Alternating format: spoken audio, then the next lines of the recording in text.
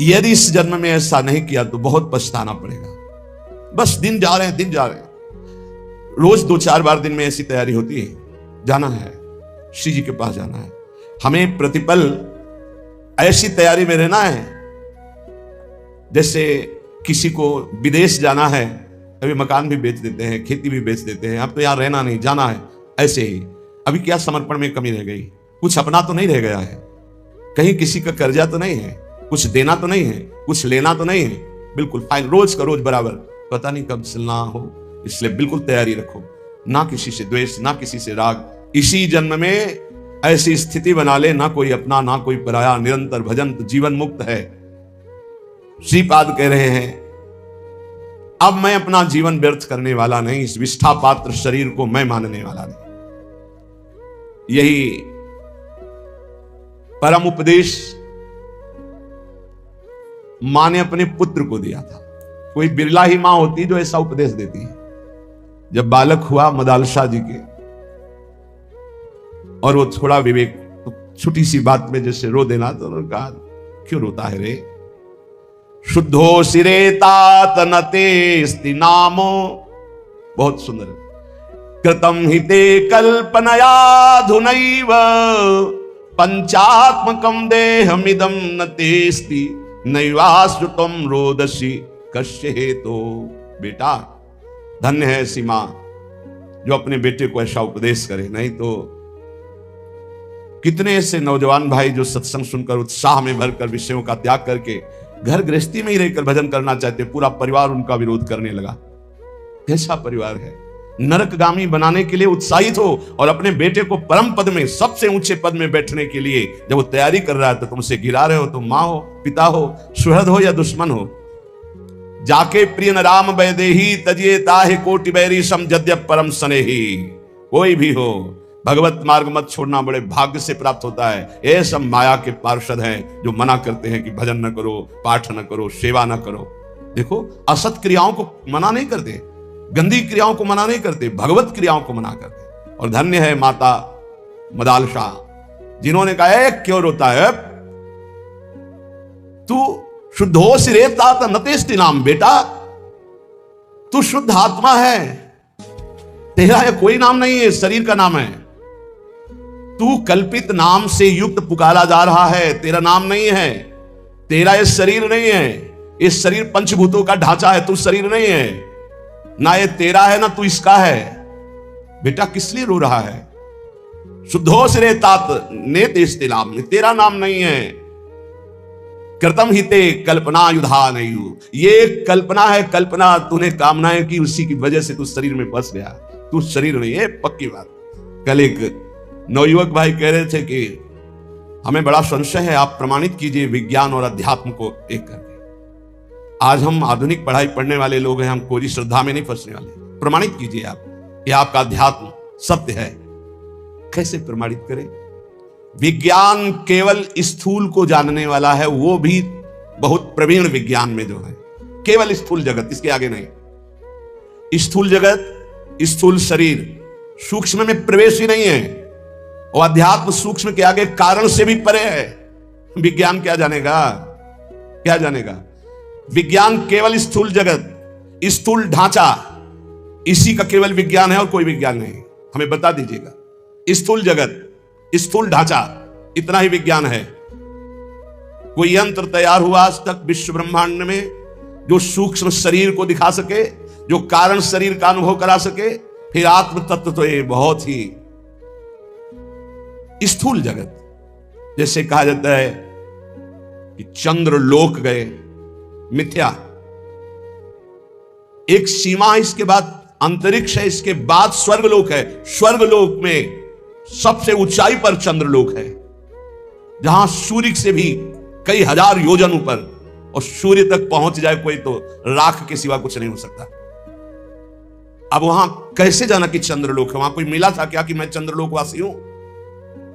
एक सीमा है जहां तक पहुंचा जा सकता है यंत्रों के द्वारा। फिर सिद्धावस्था के द्वारा गति होती है, यंत्रों की गति नहीं होती, पांच भौतिक शरीरधारी की गति नहीं हो सकती। वहां सिद्धावस्था, सूक्ष्म शरीर, देव शरीर से प्रवेश होता है। एक सीमा है, जिस सीमा में जाके आप बोल सकते हो चंद्रलोक, बोल सकते हो, कुछ भी बोल सकते हो, वो आपकी कल्पना है। आकाश के ऊपर जो स्वर्ग, महालोक, जनलोक, तपलोक, सत्यलोक, इन लोकों में सिद्धावस्था को प्राप्त महापुरुष पहुंचते हैं। स्थूल, जितना स्थूल यंत्र से स्थूल तक की, जहां स्थूल की सीमा समाप्त, वहां सिद्धावस्था में प्राप्त सूक्ष्म देहधारी महापुरुष जा सकते हैं। स्थूल शरीरधारी आज भी त्रिशंकु लटके हुए हैं बीच में। विज्ञान, जितने अस्त्र का निर्माण हो रहा है वो हमारे शास्त्रों में लिखे हुए हैं। कोई भी क्रिया जिसे ऑपरेशन कहा जाता है वो शल्य क्रिया शास्त्रों में लिखी हुई है। शल्य क्रिया, क्या बिजली आज बनी है क्या? ये विद्युत प्रवाह तो कब से चला रहा है।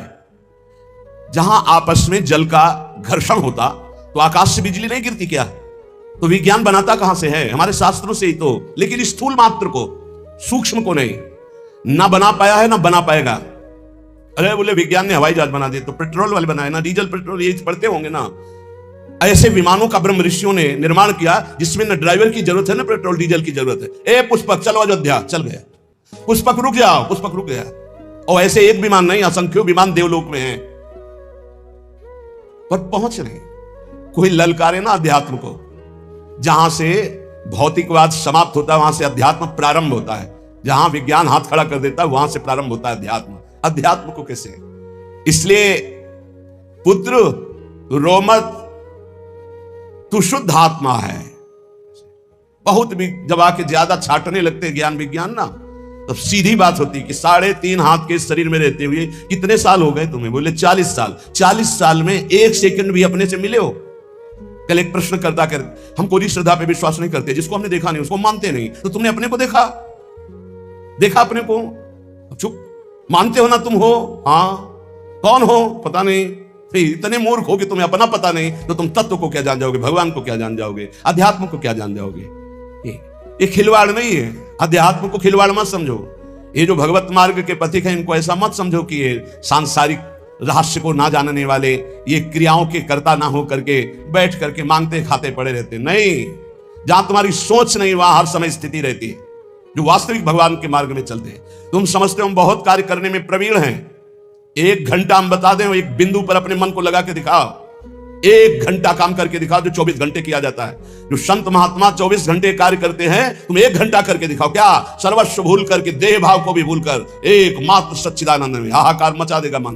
मन हाहाकार मचा देगा। हाँ, इसे लगा सकते हो 1 घंटा टीवी चला के हाथ में माला लेके। 1 घंटा देह भाव का विस्मरण करके परमात्मा तत्व में स्थित होना मजाक समझा जाता है, अध्यात्म को अभी समझा नहीं। शुद्धोष रे तात न तेस्ते नाम। जो पहले भी था वही मध्य में था, वही अब है, वही रहेगा। उसका ना कोई नाम है, ना कोई रूप है, ना कोई भेष है। वो कौन है? बोले शुद्धोष रे तात न तेस्ते नाम कृतम हिते कल्पन याधुनैव पंचात्मकम देहमिदम न तेस्ति नैवास्त्वम रोदसी कस्य हेतु। बेटा तू क्यों रो रहा है? तो शुद्ध बुद्ध परमात्मा अंश है, परमात्मा स्वरूप है। ये पांच भौतिक देह तेरा नाम नहीं है। ना तू देह है, ना ये तेरा देह है, ना देह का नाम तेरा है। किसके लिए रो रहा है? धन्य है माता ऐसी जो अपने पुत्र को शुद्ध ब्रह्म ज्ञान का उपदेश दिया। नवा भवान रोदिति वही स्वजन्मा शब्दो यमासाद्य महीश सुनुम विकल्पमाना विविधा गुणास्ते गुणाश्च बहुता सकलेन्द्रियेषु। तात तू समझ, ये रोना भी क्रिया तेरे में नहीं हो रही। तू आनंद स्वरूप है, तेरे में रोना कभी हो ही नहीं सकता। राजकुमार, ये तेरे शरीर का संबोधन किया जा रहा है, तेरा नहीं। ये इंद्रियां तेरी नहीं, तू इंद्रियों का नहीं, तो शुद्ध बुद्ध आत्मा है। तेरे में ना गुण है ना अवगुण, तो गुण और अवगुण दोनों से अतीत सच्चिदानंद स्वरूप है। देख, जो इस जगत में दुर्बल हो जाते हैं उन्हीं के ऊपर भूतों की आवेश वृत्ति होती है, दुखों की होती है। तो निर्बल नहीं, तो सबल। जब चीख चीख के कहते हैं तू भगवान का अंश है, भगवत स्वरूप है, तू सब कुछ कर सकता है, हिम्मत कर। जरा सी हार हो गई, जरा सा नुकसान हो गया, बोले आत्महत्या कर लेंगे, आत्महत्या कर लेंगे। तुम समझते हो तुम कौन हो? भगवान का स्वरूप हो, भगवत स्वरूप हो। बेटा, इस जगत में जो दुर्बल बन गया मारा गया। दुर्बल नहीं, कभी परास्त नहीं होना, हारने पर भी परास्त नहीं होना। मैं भगवत अंश हूं। कोटि जन्म लग रगर हमारी बरौ संभनत रहूं कुमारी। करोड़ जन्म तक मैं आराधना करूंगा और अपने इष्ट को प्राप्त करूंगा। मैं परास्त होने वालों में नहीं। ऐसा ये अन्न जल खान पान तेरा नहीं है, प्राणों का पोषण है। धन्य है मां, कैसा सुंदर वेदांत। पांच भौतिक शरीर की पुष्टि होती है इन अन्न जल और भोजन पदार्थों से, तेरी नहीं। तू शुद्ध आत्मा है, तुझे किसी भी पौष्टिकता की जरूरत नहीं। ना आत्मा की वृद्धि होती है ना क्षय होती है, वो एक रस होता है। तू अपने इस देह रूपी चोले को आज ही मरा हुआ मान ले, जीर्ण शीर्ण मान ले, मोह मत कर। शुभाशुभ कर्मों का परिणाम ये देह है, तू नहीं। बिल्कुल अमृतमय बात। यही गंगा किनारे का जीवन था जो मदाल शाह जी का उपदेश है। कोई जीव तेरे पिता के रूप में प्रसिद्ध है, कोई जीव पुत्र के रूप में, कोई जीव तेरी माता के रूप में, कोई जीव स्त्री के रूप में, कोई मेरा कह के अपनाया है, कोई मेरा नहीं ये कह के त्यागा गया, पराया है। बेटा ये सब नानात्व माया का रूप है, तू शुद्ध परमात्मा स्वरूप है। कोई किसी का माता पिता भाई बंधु नहीं, एकमात्र परमात्मा विराजमान है। ये मायाकृत नानात्व है। ये समस्त भोग, यदि तू भोगता बनेगा तो दुख भोगेगा, सुख नहीं। जिसे तुम सुख समझते हो ये सुख की छाया है, समझ पड़ती नहीं, यही गिरधर की माया है। दुख भोगेगा अगर भोगता बनेगा। ये मूल चित्त मानव उद्धार करने के लिए अपना आया है, पर वो भोगों में फंस के फिर मलिन हो जाता है, सोचता मैं सुख प्राप्ति का उपाय कर रहा हूं। बेटा जो विद्वान है वो कभी अंतःकरण को मोह से आच्छादित नहीं होने देता, वो कभी भोग जनित सुखों को सुख नहीं मानता, इसलिए कभी दुख नहीं भोगता। बेटा कभी दुख में नहीं भोगना, तुझे महासुख में निमग्न होना है। बेटा इस मार्ग में चलने पर काम वेदना पीड़ित करती है। किसी का मुस्कुराना, किसी का रूप प्रदर्शन करना, ये हड्डी और मांस और चमड़े के लेप का प्रदर्शन है। मां बोल रही है मदाल शाह, किसी का मुस्कुराना, किसी का हाव भाव प्रकट करना, बेटा ये हड्डी के ऊपर लगे हुए मांस और चमड़े की चमक का प्रदर्शन है। तुम जिसे कहते हो बहुत सुंदर है, बहुत बढ़िया नेत्र है, बहुत सुंदर कपोल है, ये मायाकृत रचना है, कुछ नहीं है। मांस का लोथड़ा है, अंग प्रत्यंग ऊपर चमड़ी का लेप है क्या? नरक तुल्य शरीर, नरक तुल्य शरीर, बहुत सुंदर। बेटा तुमने ध्यान दिया, राज परिवार में जन्मे हो, जब सवारी पर चलते हो तो सवारी और होती, तुम और होते हो। ऐसे ही बेटा ये शरीर तुम्हारी सवारी है, ये शरीर और है, तुम और हो। सवारी में बैठा हुआ जैसे ये नहीं मान लेता कि मैं सवारी हूं, ऐसे बेटा इस शरीर में रहते हुए तो कभी मत मान कि मैं शरीर हूं।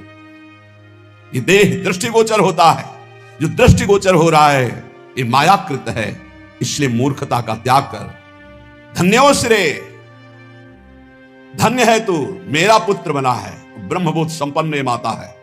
हर पुत्र को भगवत प्राप्त महात्मा, जब आखिरी पुत्र को राजा ने कहा कि मुझे दे दो, मेरा भी अधिकार है जैसे माता का अधिकार है, तब उससे कहा कि बेटा मैं तुम्हें परम हित की बात बता रही हूं, प्रतिदिन बिना ब्रह्म ऋषियों को भोजन कराए भोजन मत पाना। ये उनके लिए उपदेश है जो गृहस्थ धर्म में, इनको तो सबको बैरागी बनाकर ब्रह्मबोध प्राप्त करा दिया। मां ही परम गुरु हुई।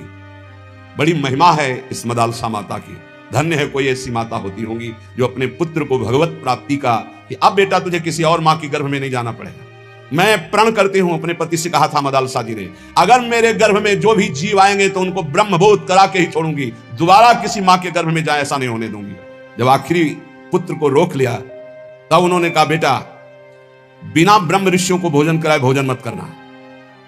बंधु बांधवों की इच्छाओं को पूर्ण करने की में तत्पर रहना, किसी की जैसे पदार्थ हैं, वस्तुएं हैं, पहले अपने बड़े बुजुर्गों को, बालकों को, सबको देके फिर प्रयोग करें। अपने हृदय में सदैव सबकी भलाई का ध्यान रखना। गृहस्थ धर्म में रहते हुए ये बातें समझ लीजिए। धन्य है वो जिनकी रसोई में कोई अतिथि रोज पाते रहते, संत महात्मा वैष्णव जन।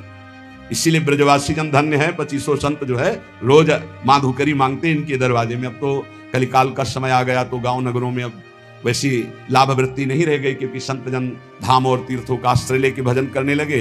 अब भ्रमण करें तो लोग कहते हैं बच्चा चोर है, मार डालते हैं, घेर लेते हैं, लाठियां चलाते हैं। कैसा प्रभाव कलयुग का है। अरे ऐसे घेर के सैकड़ों लोगों ने मिलकर के संतों को मारा कि पूछो मत, जैसे कोई जंगली जानवर आ गया हो।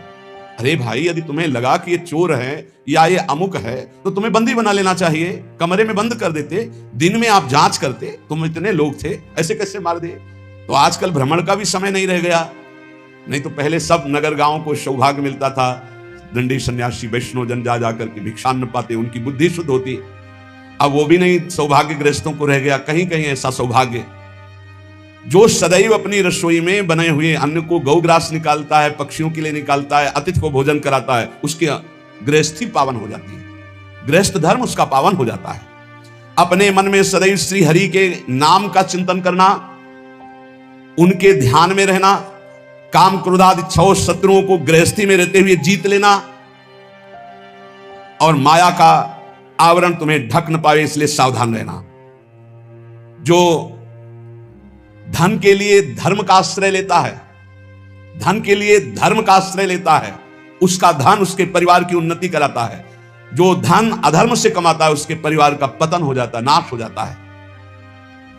धन का प्रयोग सदैव दूसरों के सुख के लिए उतना पर्याप्त है जितना अन्न पेट में चला जाए, वस्त्र और बकाया परिवार की सेवा, राष्ट्र की सेवा, अन्य जनों को जिनको आवश्यक है उनकी सेवा। ये कमाने के लिए भेजे गए हो, ये ज्यादा जमा करने के चक्कर में मत पड़े, नहीं जमा ही रहेगा, वो जमा ही रहेगा, दूसरे ही उसका प्रयोग करेगा। आप तो ना सुकृत कर पाए, सद्व्यय कर पाए और ना उसका भोग कर पाए, व्यर्थ में आपका गया। गांव में तो कई ऐसे मकान खुदाई पर मिलते थे कि दीवार मोटी मोटी होती थी, उनमें कलसे में रुपए रखे मिलते थे। अब बोलो एक एक सिक्का जोड़कर मर गए, ना धर्म किया ना स्वयं भोग किया और जमा ऐसे पड़ा रहा। इसलिए बेटा धर्म का आश्रय लेकर धन कमाना और उस धन का सद्व्यय करना, सत्पुरुषों की सेवा में, सद्व्यवहार में। कभी पराई निंदा मत करना, मदालसा माता के, कभी पराई निंदा मत करना। विपत्ति से विपत्ति आ जाए तो भी किसी की निंदा मत करना। अगर कोई विपत्ति में पड़ा हो तो दौड़ करके उसका सहयोग करना। इस तरह तू आचरण करेगा तो तू भगवत प्राप्त हो ही जाएगा गृहस्थी में रहते हुए।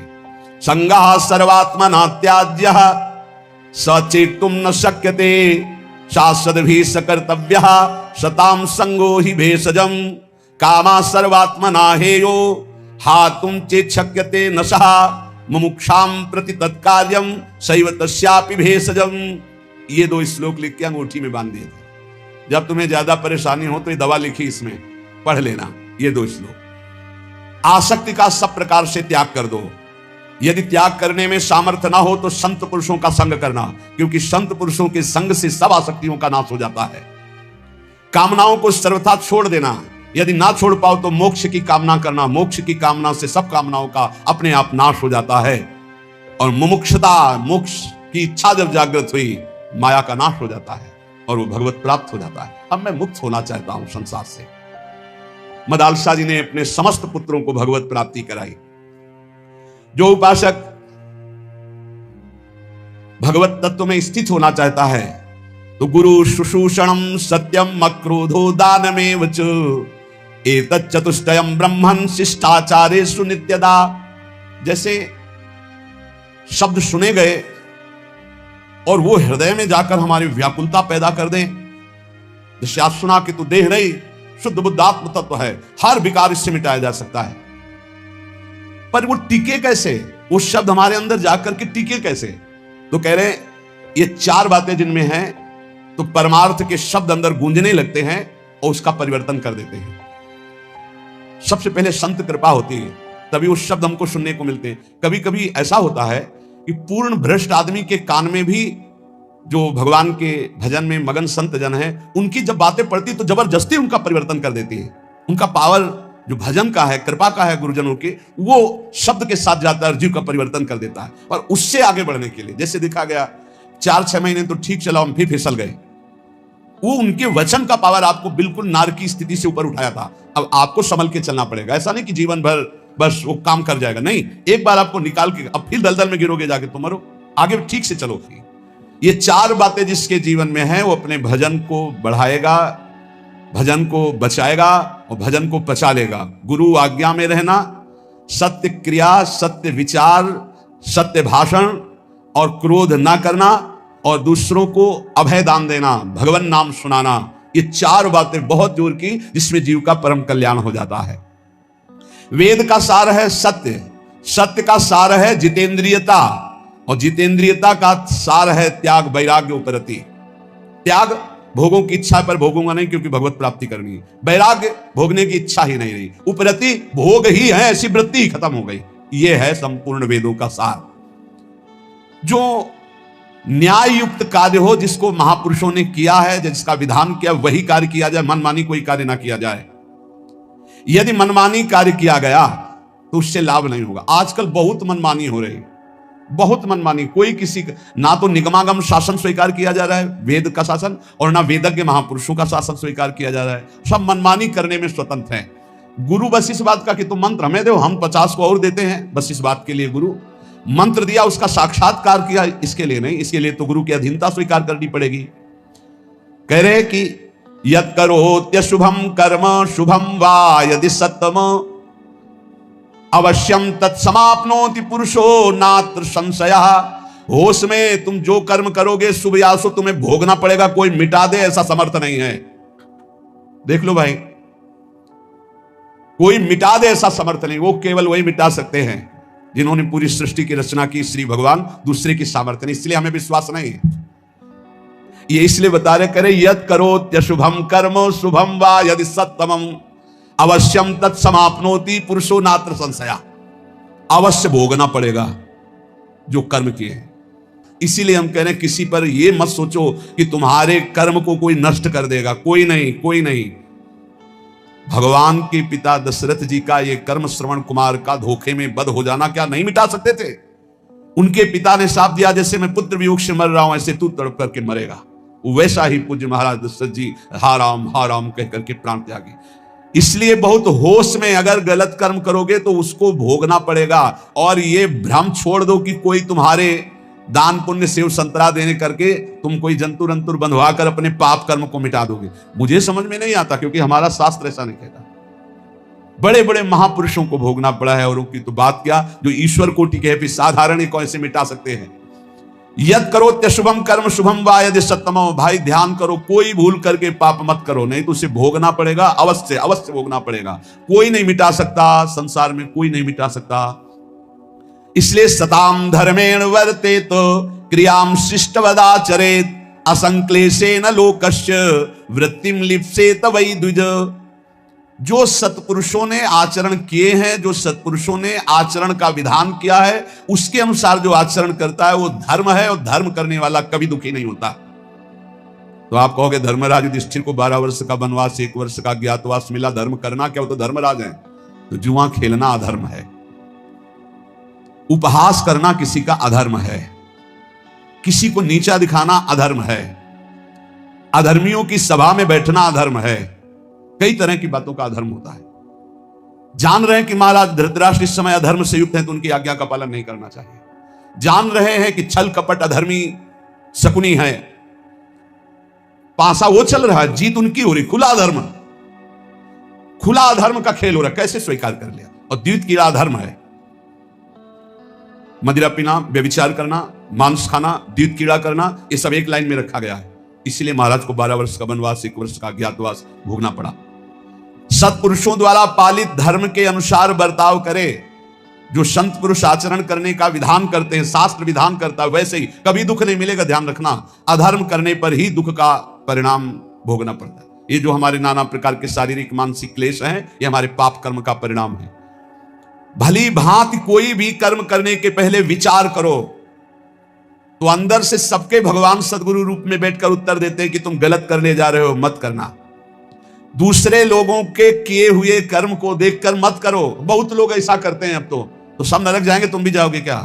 तुम सत्संगी हो, तुम्हारा विवेक जागृत होना चाहिए। सब अगर 1000 लोग हैं, 1000 गलत कर रहे हैं, तो एक सही चलो तुम अपने मार्ग पे। 1000 का अनुसरण नहीं करना। जीवन निर्वाह के लिए ऐसी वृत्ति अपनाओ जो धर्म पूर्वक हो, तो तुम सुखी रहोगे, तुम्हारा परिवार सुखी रहेगा। सब तरह से सावधान रहो कि तुम्हारे घर में अधर्म का 1 रुपया ना आने पावे। सावधान रहो। जैसे कुछ लोगों की मान्यता है कि संत जन अधर्म पचा सकते हैं। भीष्म पितामह जैसा महात्मा कोई होगा, 12 वैष्णवाचार्यों में है भीष्म जी, और अखंड बाल ब्रह्मचारी, और अखंड चिंतन करने वाले भगवान का। और दुर्योधन का अन्न खाया, उन्होंने स्वीकार किया, बताया द्रौपदी को कि उस समय मेरी बुद्धि निर्णय करने में असमर्थ थी क्योंकि मैं दुर्योधन का अन्न खाया था। अगर अधर्म का रुपया चला जाए तो महात्मा की भी बुद्धि को कमजोर कर दे, भ्रष्ट कर दे, फिर गृहस्थों की बात क्या। अधर्म के धन से बचना चाहिए। अधर्म का अन्न जो है वो बहुत हानिकारक है, इसलिए गृहस्थी में ये लोग सोचते हैं रुपया आना चाहिए, चाहे जैसे आवे। फिर जो रुपया आया 1 लाख, और फिर घर में जो 10 लाख निकालने का वो बनाएगा हिसाब किताब, अमुक को ये रोग हो गया, अमुक ये नष्ट हो गया, अमुक ये हानि हो गई। इसलिए हमारा शास्त्र कहता है सर्वोपायस्तु लोभस्य, सब उपाय करो कि लोभ से कोई अधर्म का धन ना आ जाए तुम्हारे घर में, सावधान रहना। कितने पवित्र होते हैं पुराने लोगों के विचार। हमने देखा है एक बार 100 रुपया का अन्न बिका और 110 रुपये आ गए। अब सोचो 100 रुपया का अन्न और 10 रुपये आ गए तो काफी लाभ की बात है, लेकिन जब वहां गिना गया घर में और 110 आया तो जो घर के मालिक थे उन्होंने कहा बिल्कुल इसी क्षण जाओ और ये पूरा रुपया उनको दिखाओ, इसमें 10 का एक नोट ज्यादा था, ये 100 देखो है, आपने रुपये दिए, हमारा 100 का अन्न बिका, 10 वापस करके आओ। 10 वापस करके जब आए तब धर्मात्मा पुरुष के घर में ही भगवत भजन सुख शांति किस तरह की, भले अर्थ की अव्यवस्था हो लेकिन धर्म की व्यवस्था एक अद्भुत शांति, एक अद्भुत सुख प्रदान करती। नमक रोटी खाओगे चैन से सोओगे। अगर अधर्म का भाव होता तो बोले हम तो बेचा है भाई, 110 आ गए, वो तो चलो 10 ज्यादा ही आ गए, वो निकलेगा कहीं ना कहीं से, किसी को परेशान करेगा, इसलिए कहा तुरंत हटाओ इसको। ये बात सत्संग में बैठा लीजिए, गृहस्थी में जो आप जन है या जो भगवत मार्ग में भी है, अधर्म का धन किसी को भी चैन शांति नहीं लेने देगा, तत्कालिक लगेगा, इतना आ गया यार सब ठीक है, सब ठीक नहीं, अब आतंक मचाएगा वो, अब दुख देगा। इसलिए उपाय करना चाहिए अपनी इंद्रियों को पावन करने वाले तप का उपाय करना चाहिए, किसी भी तरह से हमारे घर में अधर्म का धन ना आवे, इसका उपाय करना चाहिए, भवसागर समुद्र से इससे पार होने का, भगवत प्राप्ति का, क्रूरता का जो अभाव, परम धर्म का आचरण, उत्तम व्रत महापुरुषों द्वारा आचरित और सर्वोत्तम ज्ञान इस समस्त पापों का नाश कर देता है। सर्वोत्तम ज्ञान भगवान श्री कृष्णचंद्र जो गीता जी में कहते हैं, हे अर्जुन यदि तुम ज्ञान को प्राप्त हो जाओ तो तुम्हारे सारे के सारे जन्म जन्मांतर के पाप नष्ट हो जाएंगे। अपि चेदसि पापेभ्या सर्वेभ्या पापकृतमः सर्वम ज्ञान प्लवेनैव ब्रजिनम संतिष्यसि। अगर तू सब पापियों में भी अधिक पापी है तो भी तू ज्ञान के द्वारा निसंदेह संपूर्ण पाप समुद्र से अच्छी तरह तर जाएगा, पक्की बात है। यहां ज्यादा दिन नहीं रुकना। भगवान ने भी अवतार लिया तो यहां शरीर का अंतर ध्यान लीला करनी पड़ी। तो तुम्हारा शरीर कैसे, तुम्हारा तो विनाशी है, वो तो संपूर्ण विनाशी स्वरूप से प्रकट हुए। सच्चिदानंद रूपाय विश्वोत्पत्त्यादि हेतवे तापत्रय विनाशाय श्री कृष्णाय वयम नमः। जब उनको अपने दिव्य स्वरूप का अंतर ध्यान लीला करनी पड़ी तो तुम्हारा तो पार्थिव स्वरूप में मिटिया मेट तो होगा ही, आज नहीं तो कल, तो तैयारी कर लो। कल एक भगत जी कह रहे थे डिप्रेशन में पहुंच गया हूं। क्यों भाई पहुंच गए? समस्याएं इतनी संसार की हो, जब मरने की बात आती तो जी घबरा रहा है, वृद्धावस्था की तरफ शरीर जा रहा है, कहां जाना है कोई ठिकाना नहीं। एक जीव घबरा रहा है कि सब हमारा छूट जाएगा जो जो हमने किया। हमका यही अध्यात्म औषधि देता है कि मरने से सब जग डरा मेरो मन आनंद। अब अपने को यह है क्या, कहां जाना है, पता है कहां जाना है, क्या होगा ये भी पता है क्या होगा, अपने को क्या डर है, क्योंकि अपना पास बन चुका है, अपना पता है हमको अमुक जगह जाना है, पता है हमारा पहले से वहां बुक हो चुका है सब। अब क्या परेशानी?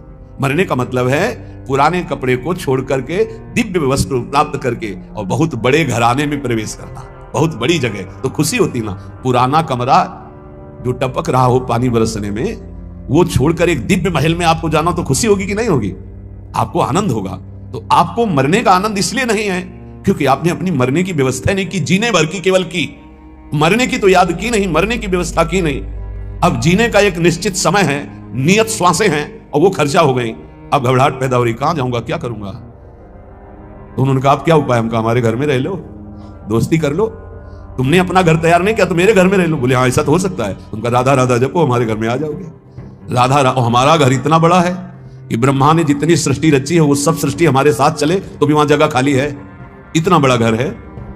कर्तुम अकर्तुम अन्यथा कर्तुम सर्व समर्था सा ईश्वर। ऐसे ईश्वर को भी जो अपने अधीन किए वो वृंदावन धाम है, अपनी शोभा, अपनी संपत्ति, अपने आनंद से। पर ये हमारे घर में उसी का प्रवेश होगा जो केवल हमारे घर के दरवाजे पर रहे। आन द्वार के मोहि न जानती, ध्यान रखना, ऐसे कोई ये घर नहीं प्राप्त होता। अगल बगल की आवाजें आएंगी, कितनी देर खड़े हो गए, बोले घंटों खड़े हो गए, 2 मिनट में आओ, इधर माला माल कर देंगे, यहाँ घंटों खड़े क्या कर रहे हो। अगर कदम बढ़ा दिया तो आधी छोड़ पूरी को धावे, पूरी मिले ना आधी पावे। बहुत सावधानी की जरूरत है। आन द्वार के मोहि न जानत, हमारे घर का परिचय वही जान सकता है जो हमारे दरवाजे पर अनन्य हो गया। दरवाजा किसका है? अलवेली सरकार का। तो दरवाजे का स्वरूप क्या है? राधा राधा राधा। इसीलिए रसना कटो जो अन रटो, मेरी जबान कट जाए जो और कुछ रटे। बस इसी अनन्यता से दिव्य भाव, दिव्य देह, दिव्य कुंज निकुंजों का अनंत काल तक के वास मिल जाता, अनंत काल तक के लिए। विश्वास करो, ये हम ऐसे कोई हंसी मजाक में नहीं कहते हैं, नहीं नहीं। समुद्र से 10-5 टैंकर निकाल दिया जाए, जल तो कुछ कमी पड़ेगी क्या? और एक टंकी से एक गिलास भी निकालोगे तो उतना अंतर पड़ जाएगा। जिसको अपने तप के द्वारा दूसरे के कल्याण की बात होती है वहां फर्क पड़ेगा, और जहां करुणा समुद्र से वहां कोई फर्क नहीं पड़ता। सच्ची मानिए, हमारी स्वामिनी जी ने जिता दिया। स्वामिनी जी का ऐसा स्वभाव है, अंदर की बात तुम्हें कहते हैं, जैसे अत्यंत लाडला पुत्र हो अपना और खूब वैभव संपत्ति हो तो जिधर अंगुली करे वही खरीद के उसे दे दिया जाएगा। नहीं मम्मी ये बोले कितने का है? बोले इतने दीजिए। और बेटा बोले, ऐसे रसिकों को प्यार करती लाडली जो।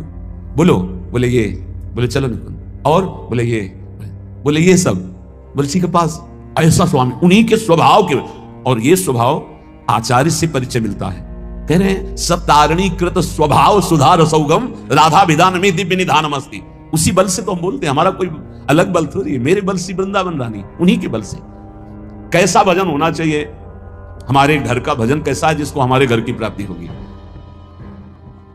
जो श्यामा श्याम का निरंतर भजन करते हैं उनके नेत्रों में जब श्यामा श्याम प्रकाशित होते हैं तो उनकी हालत हो जाती है ऐसी जैसे सावन का अंधा।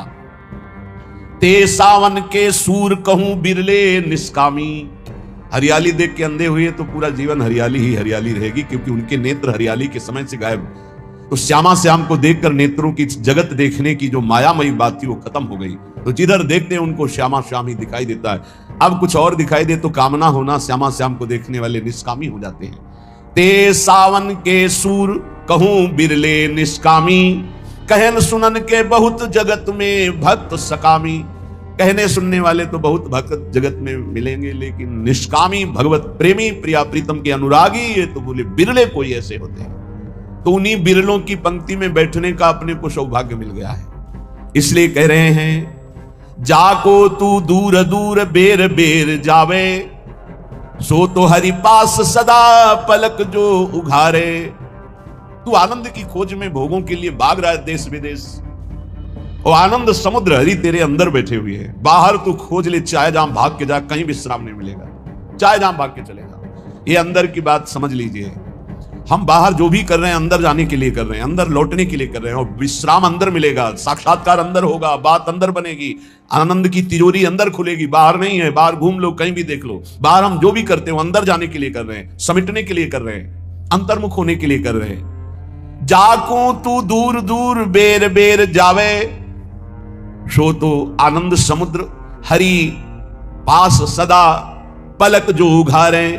कस्तूरी ना भी बसे मृग ज्यों बन धावे, सूंगी सूंगी फिरत रहे वो अपनो अंग ना निहारे।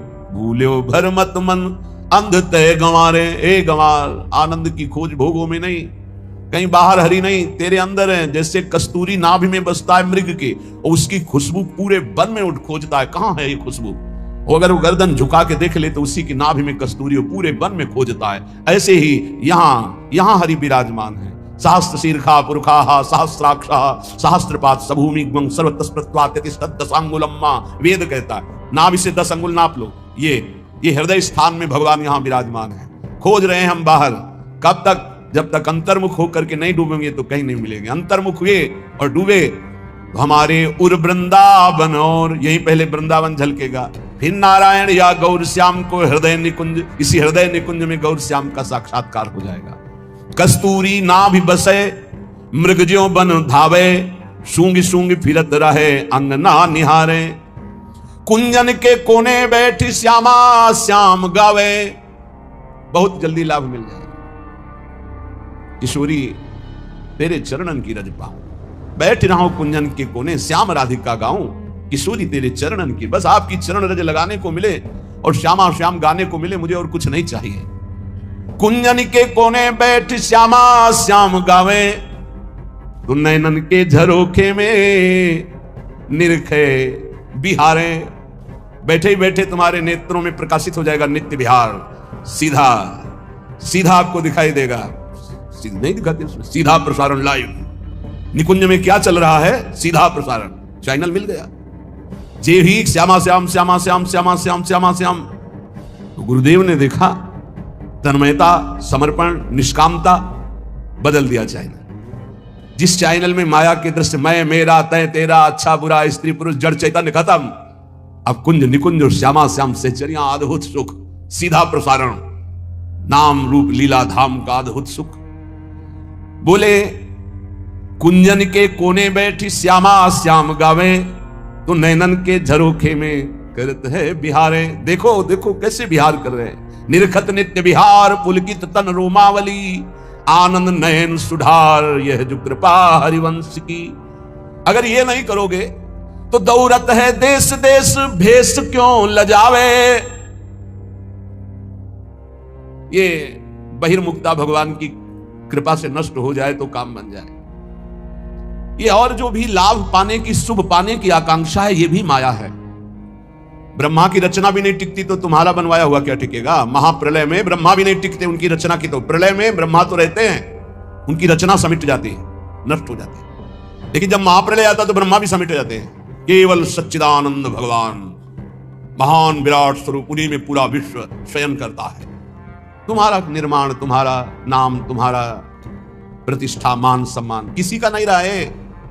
एक समय था उड़िया बाबा की धूम मची हुई थी, पूरा भारत का कोना कोना। रेलवे स्टेशन कहीं और था, लेकिन गाड़ी रुकती थी उड़िया बाबा के आश्रम में, पास ही है रेलवे लाइन, हजारों की भीड़। आज है कुछ नहीं, कुछ नहीं, रोना आता है। जब वहां पहुंचे थे, एक बार दर्शन किए उसी गुफा के, वहां सब जो साधक थे साथ, वो हमारे शब्द का अर्थ समझते होंगे कि रोना आता है। ऐसे समदर्शी महापुरुष का ऐसा प्रभाव, और वहां कुछ ऐसी घटना घटी थी जिससे वो दृश्य देखकर बहुत विचित्र। ये एक जैसा कभी नहीं रहता। ना विश्वास करो वाहवाही पर, ना विश्वास करो अपने नाम कीर्ति पर, ना विश्वास करो अपने रूप पर, ना अपने शरीर पर, ना धन पर, ना व्यवहार पर, ना मित्रता पर।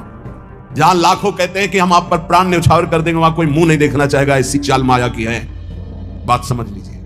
इसलिए दौरत है देश देश, भेष क्यों लजावे। रुपया, नाम, प्रतिष्ठा कुछ नहीं, सब माया का नाटक। तीन में रखा गया पूरी माया को समेट के, कंचन, कामिनी, कीर्ति।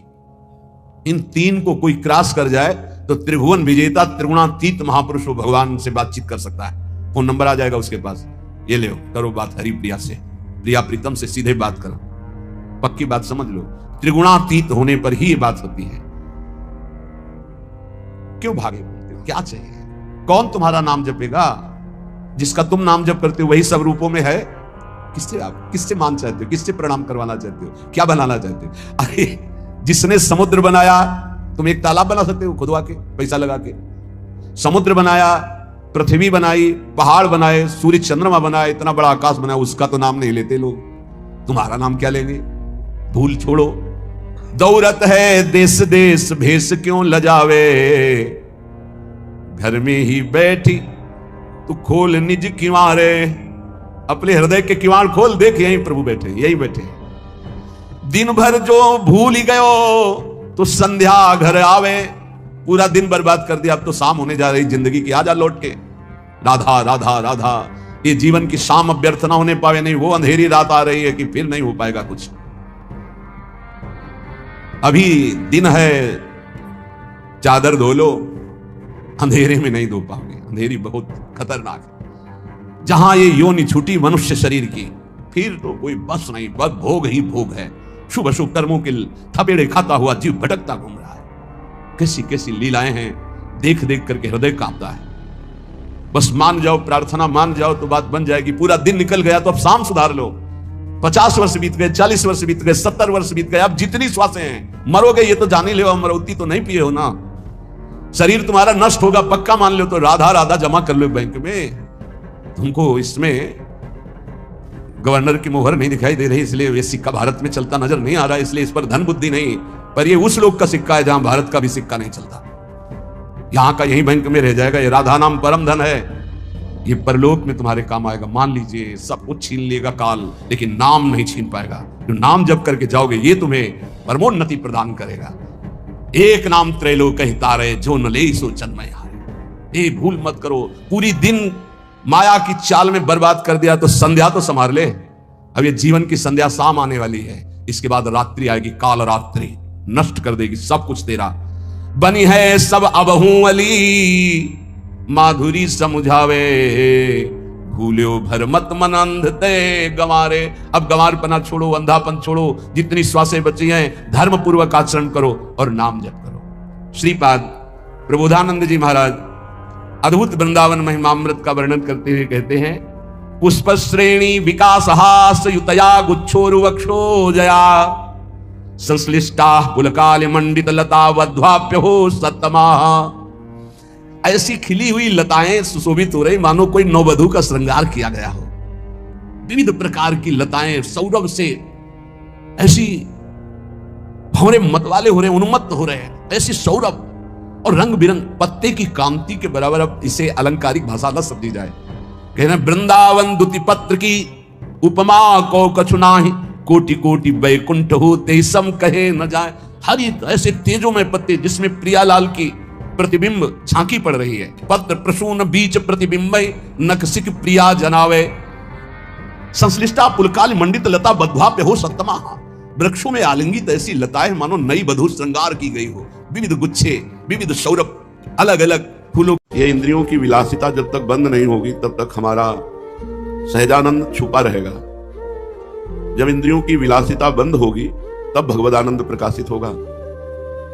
हम इतने अधीन हो गए हैं इंद्रियों के कि जो इंद्री जब आवेश में आवी भोग के लिए तो हमें लगता है मुझे ही भोगना है, ये नहीं समझ पाता कि इंद्रियों की चाल है हमें फंसाने की। हम इतना विवश हो जाते हैं कि मैं जी नहीं सकता इस भोग के बिना, और उस भोग को भोग लेते हैं।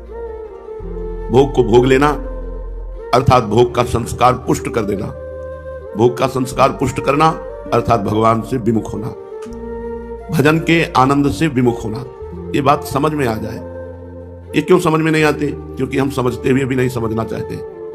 हम थोड़ा कठोर नहीं हो पा रहे, हम इंद्रियों के प्रति दुलार करना बंद नहीं कर पा रहे। यदि हम इंद्रियों का दुलार करना बंद कर दें तो ही भगवदानंद की प्राप्ति हो। श्रीपाद प्रबोधानंद जी महाराज कह रहे हैं, न कुरु नवद किंचित विस्मरासे सदृश्यम, स्मर मिथुन महस्तत् गौर नीलम स्मरार्तम, बहुजन समवायान दूर मुद्विजयाहि, प्रिय निवसत दिव्य श्रील वृंदावनांतः। हे भाई कुछ मत बोलो, कुछ मत करो, शांत हो जाओ। श्रीपाद कह रहे हैं ना करो, कुछ मत करो। ये करना है, ये करना है, ये करना है, ये करना है, हर समय बहिर्मुख वृत्ति। प्रिया प्रीतम से विलग जो करना है वो सब बहिर्मुख वृत्ति है। शांत हो जाओ। शांत किसे कहते हैं? चुप हो जाना शांत नहीं है। योग वासिष्ठ शांति की व्याख्या करता है। शांत जो शास्त्र चिंतन परायण हैं, जिन्होंने अध्यात्म ज्ञान प्राप्त कर लिया है, वो शांत होते हैं। अध्यात्म ज्ञान प्राप्त कर लिया है, ये बहुत अमृतमय वचन है। सुनाने की इच्छा नहीं होती क्योंकि इसके सब अधिकारी नहीं होते, बस सुन सुनकर ही अधिकार प्राप्त किया जाता है। अगर चलना चाहो तो सुनने मात्र से भगवत मार्ग प्रकाशित हो जाता है। उपासक को चाहिए कि परमार्थ की सिद्धि के लिए प्रयास रहित हो जाए। परमार्थ प्रयास से नहीं होता, परमार्थ चिंतन से होता है, दौड़ भाग से नहीं होता। ये बहुत अच्छे से बैठा लो, दौड़ भाग से नहीं होता है। ये चिंतन परायण पुरुष ही परमार्थ में अग्रसर होता है। उस परम पद को प्रयत्न पूर्वक चिंतन करके प्राप्त किया जाता है। हमारा सारा का सारा प्रयास कहां होना चाहिए? चिंतन में। गीता जी में भगवान ने सबसे ज्यादा चिंतन की बात करी है। जिसका मन संताप रहित हो चुका है, कोई काम क्रोध लोभ मोह मद मत्सर का कोई प्रभाव नहीं, वो सर्वोत्कृष्ट परम पद में विराजमान है। परम पद में विराजमान पुरुष की परिभाषा, जिसका मन संताप रहित हो चुका है, कोई संताप नहीं, एक अद्भुत आनंद, वो पुरुषों में सर्वश्रेष्ठ शांत पुरुष कहा जाता है। शांत पुरुष जो प्रिय को सुनकर, स्पर्श कर, देखकर, खाकर, सुनकर कभी हर्षित नहीं होता। प्रिय वस्तु, प्रिय व्यक्ति, प्रिय स्थान, इनको प्राप्त करके जिसके हृदय में हर्ष रूपी विकार नहीं होता। और जो अप्रिय को सुनकर, अप्रिय को स्पर्श कर, अप्रिय को देखकर, अप्रिय को खाकर, अप्रिय को सुनकर शोकित नहीं होता। शांत पुरुष की परिभाषा, कितना बड़ा महापुरुष है वो। प्रिय वस्तु मिले, प्रिय व्यक्ति मिले, प्रिय परिस्थिति मिल जाए, सूंघना, खाना, देखना भूल, कोई हर्ष नहीं। क्यों हर्षित क्यों नहीं? क्योंकि इसमें ये सब नाशवान स्वाप्निक वस्तुएं, इनके मिलने से हर्ष क्या। और ये सब अप्रिय मिलने लगे, अप्रिय व्यक्ति मिल जाए, अप्रिय वस्तु मिल जाए, अप्रिय पदार्थ, अप्रिय घटना, अपनी अप्रिय परिस्थिति, उसको कोई से शोक नहीं। क्यों? क्योंकि सब स्वाप्निक है। उमा कहूं मैं अनुभव अपना, सत हरिभजन जगत सब सपना। वो शांत है जो प्रिय और अप्रिय को सुनकर, स्पर्श कर, देखकर, खाकर, सूंघकर ना तो हर्षित होता है और ना शोकित होता है। किन होता है? वह शांत पुरुष कहा जाता है। जो प्रयत्न पूर्वक इंद्रियों को अपने वश में करके समस्त प्राणियों के साथ समता का पूर्ण व्यवहार करता है तथा ना तो भविष्य की कोई चिंता करता है और ना प्राप्त परिस्थिति के परित्याग की बात सोचता है। जैसी परिस्थिति है, आगे क्या होगा इसकी कोई चिंता नहीं है, सबसे सम व्यवहार करता है, वह शांत पुरुष कहलाता है। जिसका मन मरण में और उत्सव में समान भाव रखता है। देखो शांत पुरुष कैसा होता है, भगवान का स्वरूप है शांत। शांतम शाश्वतम अप्रमेयम नघम निर्वाण शांति प्रदम, जिसे शांति कहते हैं, जिसे शांत कहते हैं। समझो शास्त्र किसे शांत कहते हैं? चुप हो जाना शांत नहीं। जो मरण और महोत्सव दोनों में समान भाव रखता है, वो ज्ञानी महापुरुष है। ज्ञान कोई अलग चीज नहीं है, भक्ति के ही पुत्र है ज्ञान और वैराग्य। जिसका मरण अवसर आने पर या महोत्सव में सम्मिलित होने पर दोनों में मन शांत रहता है, गंभीर, ना हर्षित ना शोकित। चंद्रमंडल के समान जिसका मुखारविंद मरण और महोत्सव में समान भाव से चमकता रहता है, वो महापुरुष शांत कहा जाता है। हर्ष और क्रोध का अवसर आने पर जो ऐसे रहता है मानो अनुपस्थित है ही नहीं वहां, उसे गाली दी जा रही, उसका अपमान किया जा रहा है, उसकी निंदा की जा रही, मानो वहां है ही नहीं। उसका पूजन किया जा रहा है, उसकी आरती उतारी जा रही है, उसकी बड़ाई की जा रही, मानो वहां है ही नहीं। हर्ष और क्रोध का अवसर उपस्थित होने पर भी जो पुरुष अनुपस्थित के समान ना तो हर्षित होता है ना क्रोधित होता है, बल्कि ऐसी स्थिति में रहता है जैसे गाढ़ निद्रा में सोया हुआ पुरुष जाना ही नहीं कि उसका पूजन हो गया कि उसका अपमान हो गया। ऐसे गाढ़ चिंतन में प्रभु के डूबा हुआ है कि उसको पता ही नहीं चला, उसे कहते हैं शांत पुरुष। जिसकी अमृत प्रवाह के सदस्य सुखदायिनी प्रेम पूर्ण दृष्टि सभी प्राणियों में भगवत भाव से पड़ती है, ये शांत पुरुष का लक्षण। सब में मेरा प्रभु विराजमान, स्त्री पुरुष जड़ चैतन्य कीड़े मकुड़े जहां भी दृष्टि गई वहां मेरा प्रभु विराजमान। अमृत प्रवाह के सदस्य, ये अमृत प्रवाह है, अमृत प्रवाह के सदस्य सुखदायिनी प्रेम पूर्ण दृष्टि सब में परमात्मा दर्शन, उसी को शांत पुरुष कहते हैं। जिसका मन बुद्धि चित्त अहंकार इतना शीतल हो चुका है, मान अपमान लाभ हानि सुख दुख जय पराजय इनमें वो समान है, इतनी शीतलता हृदय में कि कोई फर्क ही नहीं पड़ा, उसे मोहाच्छन्न बुद्धि रहित शांत पुरुष कहते हैं। जो लौकिक विषयों के साथ व्यवहार करता हुआ भी नहीं करता, कोई इच्छा ही नहीं, सामने उपस्थित हो गया कार्य व्यक्ति या क्रिया भोजन, वो अनिच्छा भाव से प्रारब्धवशात वैसा व्यवहार कर लेता है, न हर्षित होता है न शोकित होता है। वो अनासक्त शांत महापुरुष कहा जाता है। सम्यक प्रकार से व्यवहार करते हुए भी जिसकी बुद्धि आकाश की तरह निर्विकार रहती है, किसी से न राग न किसी से द्वेष, वो महापुरुष शांत कहा जाता है। अब ये शांति कैसे प्राप्त होती है? तो बोले भगवत प्राप्त महापुरुष के सत्संग से। अब भगवत प्राप्त का क्या लक्षण है? तो कह रहे हैं जो आत्मस्वरूप को प्राप्त हो गया है, जैसे श्रीमद् भागवत में कहा, वेदों का पारगामी विद्वान और परब्रह्म की अनुभूति से युक्त ऐसे सदगुरु का वर्ण करना चाहिए। अब सब बातें बताई नहीं जाती, हम आपको अपनी एक बात बताते हैं। रात्रि के शयन करने के लिए फूलों की सैया में श्री जी को शयन कराया जाए, ऐसी बात आई हमारे मन में। तो बिहारी जी के सामने जो डलिया में, तो सब ब्रजवासी जानते थे, तो शाम रात्रि के जब 9 बजे के बाद राधा वल्लभ जी की आरती के बाद, तो जो 2-4 डलिया समेट रहे होते उनसे कहते तो बचे हुए फूल कोई 4 गुलाब के दे दिए, कोई 10 रायबेल के दे दिए, कोई एक माला भी दे देते। जब रात्रि में श्री जी के लिए पुष्पों की सैया लगाते तो आंसू गिरते कि लाडली, मुझ गरीब के पास आपकी सेवा के लिए कुछ नहीं, श्री जी इसी पर शयन कर। उनको शयन कराते हुए जब चरण चापते, वो अपार सुख मिलता जिसका वाणी के द्वारा वर्णन नहीं कर सकते। श्री जी दैन्य सुख में है। अगर आपके अंदर दैन्य नहीं और यह है कि मैं 50 करोड़ का श्री जी को ऐसा, या श्री जी के अधीन अनंत ब्रह्मांडों के स्वामी प्रभु श्री कृष्ण है, प्रीति की रीति रंगीलो ही जाने, यद्यपि सकल लोक चूड़ामण, दीन अपन को माने। श्री जी काहे से रिझती?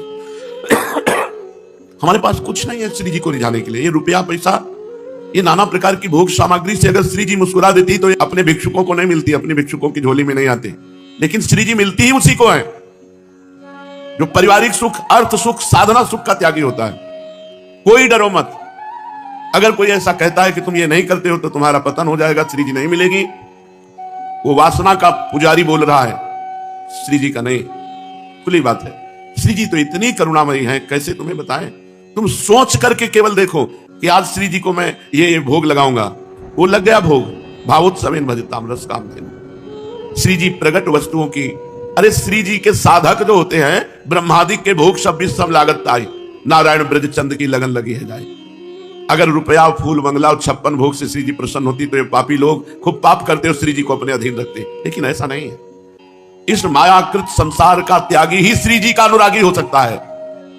जगते भयो फिरे बैरागी, वृंदावन रस में अनुरागी। अगर श्री जी के रिझाने की तुम्हारे अंदर बात है तो सबका संबंध छोड़ो, सबकी आशा छोड़ो, श्री जी रिझ जाएगी। ये कभी कोई ऐसा अगर तुम्हें कहीं भी कह दे जाओ तुम्हें श्री जी कभी नहीं मिलेंगे, उसके पास है ही नहीं देने के लिए श्री जी।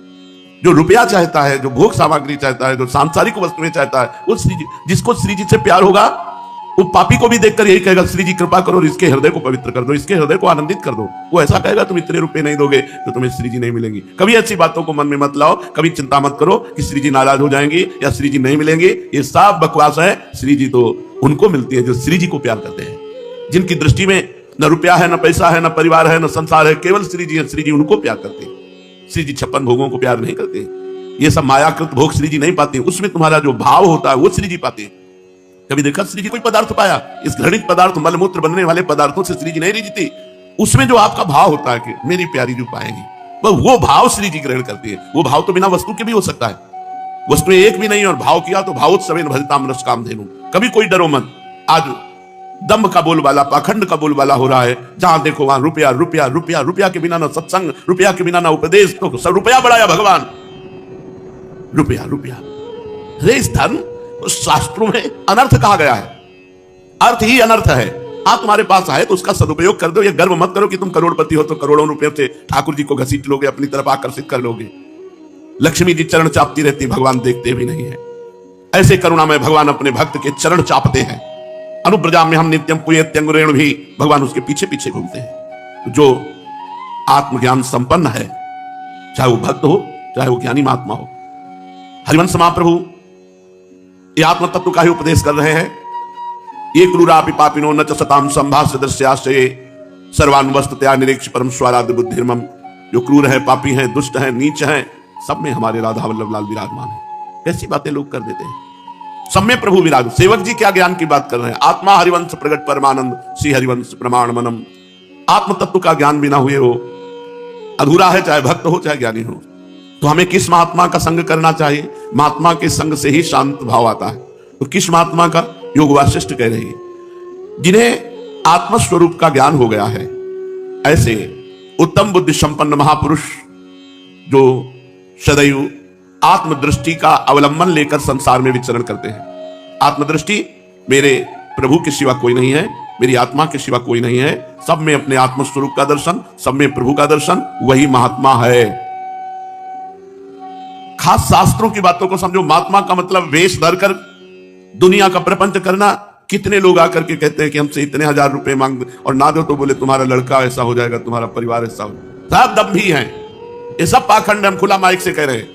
कहीं शास्त्रों में ऐसा नहीं लिखा हुआ है कि तुम जाकर के रुपए मांग। ना इनके पास साप की सामर्थ्य है, ना वरदान की सामर्थ्य है। अपने पेट भरने और वासनाओं की पूजा करने, अपने अंतःकरण की वृत्तियों को संभालने की ताकत तो है नहीं, तो वासनाओं की पूजा करते हैं और लोगों को परेशान करते हैं। कभी मत डरो ऐसे लोगों से।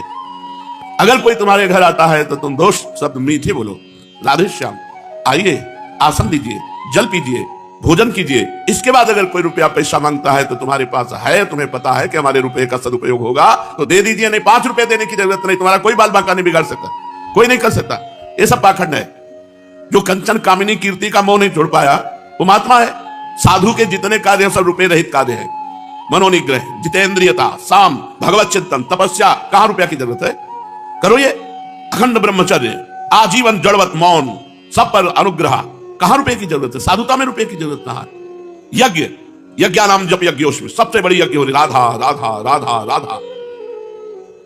तो जो आत्मस्वरूप का ज्ञानी है, जो आत्मबुद्धि का, आत्मदृष्टि का अवलंबन करके संसार में विचरता है, जिसे न कभी शोक होता है, जिसमें न कभी कामना होती है, जिसको न कभी शुभ अशुभ की याचना होती, उसे महात्मा कहते हैं। महात्मा का मतलब पीला, लाल, काला, ये तो संप्रदाय के अनुसार वस्त्र हैं। स्थिति नहीं है तो उसी को दंभी कहा जाता है, उसी को पाखंडी कहा जाता है। जिसे न कभी शोक होता है, न कभी कामना होती है, न कभी शुभ अशुभ की याचना होती है, जो इस संसार में सब कुछ करते हुए भी अकर्ता है, अहंकार रहित है। अहंकार विमूढ़ आत्मा करता हमिति मन्यते, मैं ये करता हूं, ये भाव महात्मा में नहीं होता। जो हे और उपादेय के पक्षपात से रहित होता है, किसी का पक्षपात नहीं, अच्छा और बुरा किसी का पक्षपात नहीं, सब में समान भाव। जो अपनी आत्मचिंतन की वृत्ति से सदैव आनंदित रहता है, उसे किसी वस्तु, व्यक्ति, स्थान से आनंद नहीं मिलता, वो अपने चिंतन से आनंदित रहता है। और जो सदैव पवित्र रहता है, शरीर पवित्र, हृदय पवित्र, स्वयं पवित्र, जो सदैव पवित्र रहता है, सत शास्त्रों में प्रतिपादित जो सत्कर्म है केवल उन्हीं को करता है और सन्मार्ग पर चलता है, उसे महात्मा कहते हैं। जो अन्य लोगों की दृष्टि में आते हैं, जाते हैं, कर्म करते हैं, बोलते हैं, परंतु स्वरूप में न जाते हैं, न जाते हैं, न कर्म करते हैं, न बोलते हैं।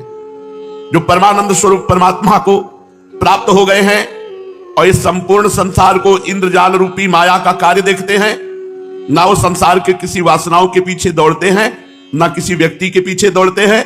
वो ये समझ रहे हैं कि संसार भ्रम मूलक है, ये संसार परित्याग करना है, और अपने स्वरूप में स्थित रहते हैं, उन्हें महात्मा कहते हैं।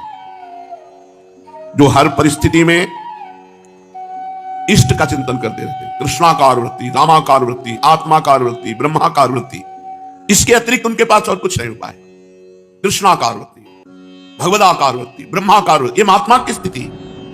वहां प्रपंच, ये बनाना, ये बिगाड़ना, ये करना, वो करना, ये सब, ये तो स्वाप्निक कार्यों में कौन रत रहेगा? उसकी दृष्टि पहले ही हो चुकी है, सब मिथ्या है, सब मिथ्या है। ब्रह्म सत्यम जगन मिथ्या, उमा कहूं मैं अनुभव पुनः सत हरिभजन जगत सब सपना। मिथ्या में काहे को उसकी दृष्टि रहेगी? हर प्रकार की स्थितियों में जो अपने इष्ट चिंतन में रहता है, जीवन पर्यंत केवल इष्ट का चिंतन ही जिसका लक्ष्य है, जीवन का एक ही लक्ष्य, बस इष्ट चिंतन। शांत कहां से होता है? महात्मा अवस्था में। महात्मा कैसा? जिसका निरंतर जीवन भर केवल इष्ट चिंतन, उसी की उपासना, उसी का यथार्थ ज्ञान, उसके लिए कोई कर्तव्य नहीं है। जिस पुरुष को अपने अनुभव, शास्त्र के वचन और गुरु का उपदेश एक दिखाई दे, वो सिद्ध पुरुष हो चुका है। अपना अनुभव, शास्त्र के वचन और गुरु का उपदेश एक दिखाई दे, वो सिद्ध पुरुष हो चुका है। ऐसे निरंतर किए गए परमात्मा चिंतन के अभ्यास के द्वारा जो परमात्मा का साक्षात्कार कर लेता है, इसके द्वारा बताया। पीछे वशिष्ठ जी ने भगवान श्री राम से कहा, हे राम, ये बोध पूरे भारत के तीर्थों के भ्रमण करने से भी नहीं मिलता, बड़े बड़े अनुष्ठानों से नहीं मिलता, ये चिंतन के द्वारा प्राप्त होता है। अभ्यास परमात्मा चिंतन का जो निरंतर करते हैं उनको परमात्मा का साक्षात्कार हो जाता है। उनकी पहचान जो परमात्मा साक्षात्कार किए हैं, भारी से भारी विपत्ति आपत्ति पड़े परंतु उनका परमात्मा चिंतन नहीं छूटता, ये बात पता। वो महात्मा, भारी से भारी शरीर पीड़ा, भारी से भारी समाज प्रतिकूल परिस्थिति, लेकिन उनका ऐसा मिथ्या है, इस पर उनका चिंतन है नहीं, उनका चिंतन केवल अपने इष्ट पर है। ऐसे तत्वज्ञानी महापुरुषों की जो अवज्ञा कर देता है उसका भारी अमंगल होता है, उससे कभी सुख की प्राप्ति नहीं होती। इसलिए ऐसे आत्मज्ञानी महापुरुष का सत्संग करो। संसार में हे राघव, ऐसे संत महापुरुषों के मिलने से बढ़कर कोई लाभ नहीं। ऐसे महापुरुषों के मिलने को कहा गया, तात स्वर्ग अपवर्ग सुख धरी तुलाए कंग तूल नताहि सकल मिली जो सुख लव सत्संग। अगर क्षण मात्र का ऐसे सिद्ध महापुरुष का सत्संग मिल जाए तो हमारे जीवन की धारा बदल जाए। संत समागम मनुष्य का संसार सागर से उबारने में सर्वत्र विशेष रूप से उपकार करता है। अगर कोई संसार से उद्धार हुआ है या होगा या हो रहा है तो संत समागम करने वाले का। जो महात्मा सत्संग रूपी वृक्ष से उत्पन्न हुए विवेक रूपी निर्मल पुष्प की रक्षा करता है, उसे भगवदानंद रूपी फल प्राप्त होता है। सत्संग से, सत्संग एक वृक्ष है, विवेक उसका फूल है और भगवदानंद भगवत प्राप्ति उसका फल है। सत्संग का सीधा फल है भगवत प्राप्ति और प्रेम उसका रस है। चाहे जितनी बड़ी आपत्ति हो, चाहे जितना मोहासक्त पुरुष हो, यदि वो संत समागम करता है तो जगत में वो सर्वोत्कृष्ट उपासक हो जाएगा। पर संत होना चाहिए, वेशधारी की बात नहीं कह रहे, वेशधारी हरि के उर्साल है, वेशधारी की केवल बात नहीं, संत होना चाहिए। तुम्हें ज्ञात होना चाहिए संत समागम हमारा हो रहा है तो ये लाभ दिखाई देना चाहिए। बुद्धि का वर्धन, बुद्धि बढ़ रही है, अज्ञान रूपी वृक्ष का उच्छेदन, मानसिक व्यथाएं दूर हो रही हैं और हमारे अंदर भागवतिक चिंतन बढ़ रहा है, हमारे दोष कम हो रहे हैं, हमारा मन प्रसन्न होकर भगवान की तरफ चल रहा है, तो समझो सत्संग हो रहा है। नहीं तो बत्संग है, केवल बातें बातें हैं। पर प्रवाह काल के कदापि छूटी है नहीं। इन बातों से, काल प्रवाह से नहीं छूटा जाता। जब विश्वास करके सत्संग का सारवाद भगवान नाम स्मरण, निरंतर भगवत स्मरण पकड़ लो। अगर पकड़ पाओ, ना पकड़ पाओ तो जानो तुम सबका सार है भगवत स्मरण, अखंड स्मरण, राधा राधा राधा राधा। सत्संग से दिव्य विभूतियां, परम उत्तम मोक्ष सुख, यह सब प्राप्त हो जाता है। अविनाशी परब्रह्म की प्राप्ति सत्संग से होती है। कष्टदायिनी दशा में पड़ा हुआ यह मनुष्य यदि भगवान की कृपा से थोड़े समय के लिए भी सत्संग प्राप्त हो जाए तो सत्संग के बल से बड़े बड़े दोषों का परित्याग कर देगा। देखो ना, आप लोग संसार का त्याग करके, संसार के नाना प्रकार के दुरंत मोह का त्याग करके वृंदावन में वास कर रहे हैं, यह सत्संग का ही प्रभाव है। सत्संगति सन्मार्ग को प्रकाशित करती है, हृदय के अंधकार को दूर करती है, ज्ञान रूपी सूर्य को उदय कर देती है। जिसका सत्संगत रूपी गंगा में स्नान हो गया, जिसे रोज सत्संग सुनने को मिलता है, उसे दान करने की, तीर्थ करने की, तपस्या करने की, यज्ञों करने की और सब कोई आवश्यकता इसी से हो जाए। सत्संगति दान, स्नान, तीर्थ, तपस्या एवं निर्मल नाना प्रकार के और भी धार्मिक कार्यों को एक तरफ और सत्संग एक तरफ, स्वर्ग अपवर्ग सुख धरी तुलाए कंग तूल नताहि सकल मिली जो सुख लव सत्संग। पर ऐसे संत पुरुष का सत्संग जो राग शून्य है, जो संशय रहित है, जो जड़ चेतन की ग्रंथि का विनाश करके अपने स्वरूप में स्थित है, ऐसे संत का संग, ऐसे संत पुरुष यदि श्लोक में विद्यमान है तो हमें तीर्थों के अवगाहन की जरूरत नहीं, हमें संत समागम की जरूरत है। सारे फल सत्संगति में विराजमान है। इसलिए जिनको अपनी जड़ चेतन ग्रंथि का विनाश करके उद्धार करना है, उनको ऐसे महत् पुरुषों का संग करने की खोज करनी चाहिए। भगवान से प्रार्थना करनी चाहिए कि हमें संत समागम प्रदान करो। सर्वसम्मत संतों की सभी उपायों द्वारा भली भांति सेवा करो, उनकी आज्ञा में रहो। भवसागर से पार हो गए, पार नहीं होना, भवसागर से पार हो गए, किंतु जो लोग नरकाग्नि को बुझाने वाले मेघ स्वरूप ऐसे संतों की आज्ञा का उल्लंघन कर देते हैं, मनमानी आचरण करते हैं, तो जैसे सूखी लकड़ी को आग जलाकर राख कर देती है, ऐसे ही नरकाग्नि उनको नाना प्रकार के दुख प्रदान करती है। जो संतों की अवहेलना करते हैं, मनमानी पापाचरण करते हैं, विषय भोगों को भोगने में सुख का अनुभव करते हैं, हे रघुनंदन, उन्हें नरकों में पाषाण भक्षण कराया जाता है, पत्थर चबवाया जाता है, खड्ग के द्वारा अंगों का छेदन किया जाता है, पर्वत शिखर के ऊपर से नीचे गिरा दिया जाता है, पत्थर द्वारा चटनी की तरह उन्हें पीसा जाता है, उत्पीड़न किया जाता है और जलती हुई अग्नि का अभिषेक किया जाता है। बैठा दिया गया, ऊपर से बड़े बड़े अंगारे डाले जा रहे हैं, कैंची से उनके शरीर को कुतरा जाता है, चंदन की तरह उनको घिसा जाता है, पत्थर में पकड़ लिए यमदूत और ऐसे घिस रहे चंदन। तलवार वाले वृक्ष के ऊपर बार बार डाला जाता है, जिससे कट कट के नीचे गिरे, फिर शरीर हुआ, फिर डाला गया, ऐसे चलता रहता है। ऐसे भयानक कीड़े छोड़े जाते हैं जो उनके शरीर में सीधे छेद करते हुए पार होते, फिर इधर पार होते, फिर इधर पार, उनको कीड़े का डर नहीं मिलता। लोहे की गर्म जरीनों से लपटा करके और ऐसे कुंड में डाला जाता है जहां सांस लेना मुश्किल है, धधकती हुई लोहे की जरीरें। अग्नि प्रवाह उनके ऊपर छोड़ दिया जाता है, जैसे ज्वालामुखी में देखो अग्नि प्रवाह नहीं, ऐसे अग्नि प्रवाह में छोड़ दिया गया। जैसे पानी की बूंदें गिरती हैं, ऐसे बाणों से उनके शरीरों को छेदा जाता है। जैसे जल यंत्र में फव्वारे निकलते हैं, ऐसे उनका सिर काटा जाता है तो फव्वारे निकलते हैं। तुम्हें रघुनंदन कहां तक बताऊं, सहस्त्रों कष्टप्रद चेष्टाएं उसको भोगनी पड़ती है जो इसी जन्म में भगवान को नहीं प्राप्त कर लेता। इसलिए मानव जन्म में संत समागम करके अपने हृदय को शांत करके निरंतर भगवत चिंतन परायण होने से इसी जन्म में भगवत प्राप्ति हो जाती है। श्री श्री कृष्ण चैतन्य महाप्रभु के पावन चरित्र को अपने लोग श्रवण कथन कर रहे हैं। यह सिद्धांत का वर्णन हुआ, अब थोड़ा चरित्र श्रवण कर लीजिए। आनंद का मुख्य कारण है आत्मसमर्पण, आत्मसमर्पण। जब तक मनुष्य किसी महापुरुष के प्रति सर्वतोभावेन आत्मसमर्पण नहीं कर देता सब जगह में, तब तक उसे पूर्ण प्रेम की प्राप्ति नहीं होती। प्रभु विश्वंभर हैं, चराचर में व्याप्त हैं, सभी स्थानों में अपनी पूर्ण शक्ति सहित स्थित हैं। जहां तुम्हारा चित्त चाहे, जिस रूप में मन रमे, उसी के प्रति आत्मसमर्पण कर दो। आत्मसमर्पण का मतलब है अपने को एकदम मिटा दो। अब जो कहें जैसे रखें, जो चाहे, हमारी कोई चाह नहीं, हमारी कोई मांग नहीं। अपनी इच्छा, अपनी भावना और अपनी सभी चेष्टाएं जिनको आत्मसमर्पण किया है उनके निमित्त कर दे। सब तरह से उनका होकर तभी प्रेम का यथार्थ मर्म सीख सकोगे। ना हम कुछ हंस के सीखे हैं, ना हम कुछ रोके सीखे हैं। जो कुछ थोड़ा सा सीखे हैं वो महापुरुषों के होके सीखे हैं। जब तक महापुरुषों के हुआ नहीं जाता तब तक परमार्थ का ज्ञान नहीं होता। किसी के होकर रहने में कितना आनंद है, अपनी सभी बातों का भार किसी के ऊपर छोड़ देने में कैसा निश्चिंतताजन्य सुख है, उसे अपने को ही कर्ता मानने वाला पुरुष कैसे अनुभव कर सकता है। जिसे अपने हाथ पैरों से कमाकर खाने का अभिमान है, वो शरणागति का भाव क्या समझ सकता है। शरणागत के द्वारा, जैसे छोटा बच्चा मां की गोद में जो सुख लेता है, वही जब कमाने खाने लायक हो जाता है तो वो सुख उसे कभी नहीं मिलता। शरणागत पूर्ण आत्मसमर्पण।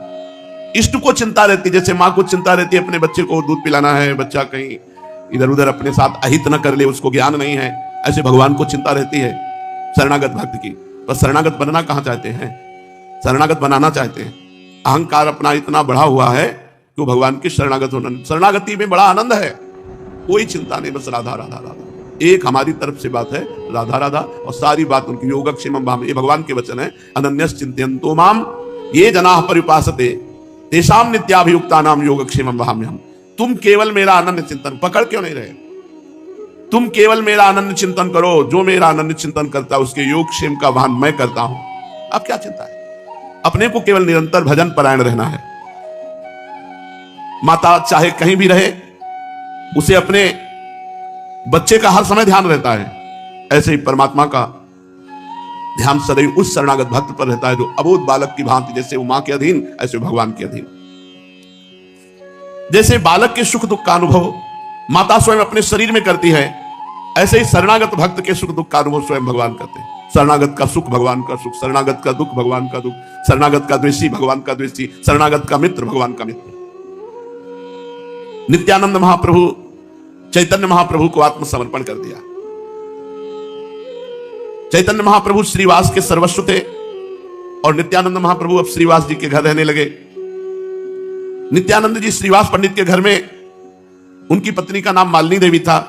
बिल्कुल ऐसे भाव से रहते जैसे छोटा सा बच्चा अपनी मां के पास रहता है। ये जो सिद्ध महापुरुष होते हैं, इनमें बनावटीपन नहीं होता, निश्चल, संशय रहित, एकदम आनंद स्वरूप। और वो मालिनी देवी भी स्वयं इन्हें पुत्र से बढ़कर प्यार करती।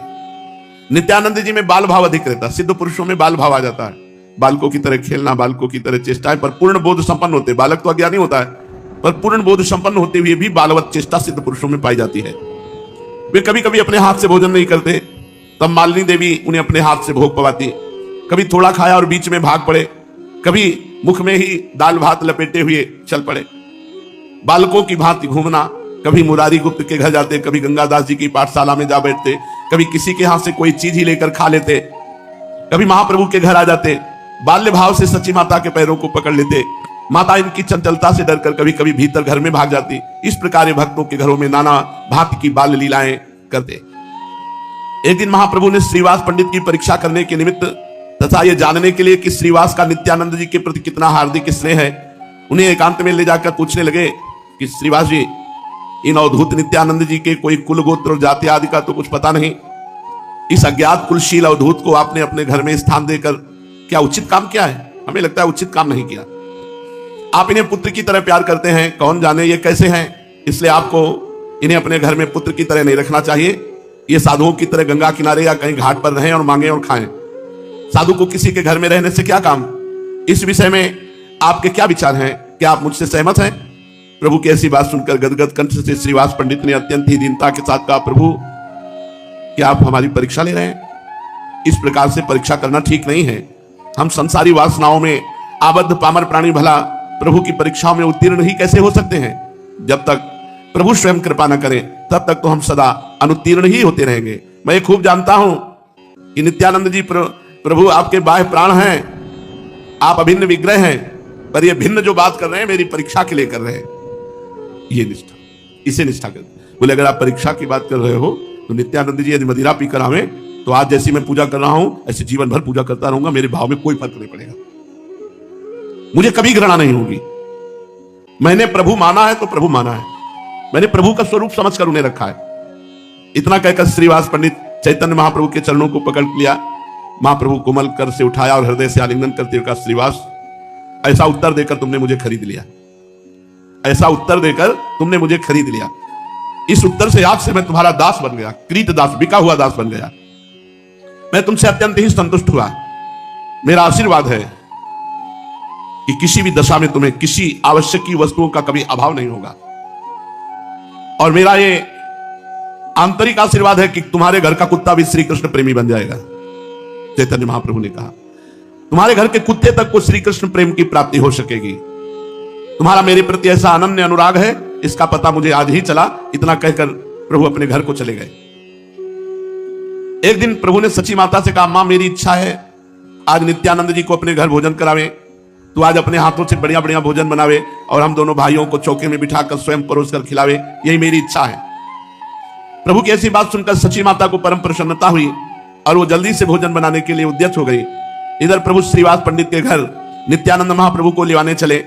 श्रीवास के घर पहुंचकर प्रभु ने नित्यानंद जी से कहा, श्रीपाद आज आपका हमारे घर निमंत्रण है, चलो आज हम आप साथ ही साथ भोजन करेंगे। इतना सुनते ही नित्यानंद जी बालकों की भांति आनंद में उछल उछल कर नृत्य करने लगे और नृत्य करते करते कहते जाते, आहारे लाल की खूब बनेगी, सच्ची माता के हाथ का भोजन पाने को मिलेगा, मौज उड़ाएंगे और प्रभु को खूब छकाएंगे, कुछ खाएंगे, कुछ शरीर में लगाएंगे। ऐसा करके उन्मत्त होकर नाचने लगे। प्रभु ने इन्हें ऐसी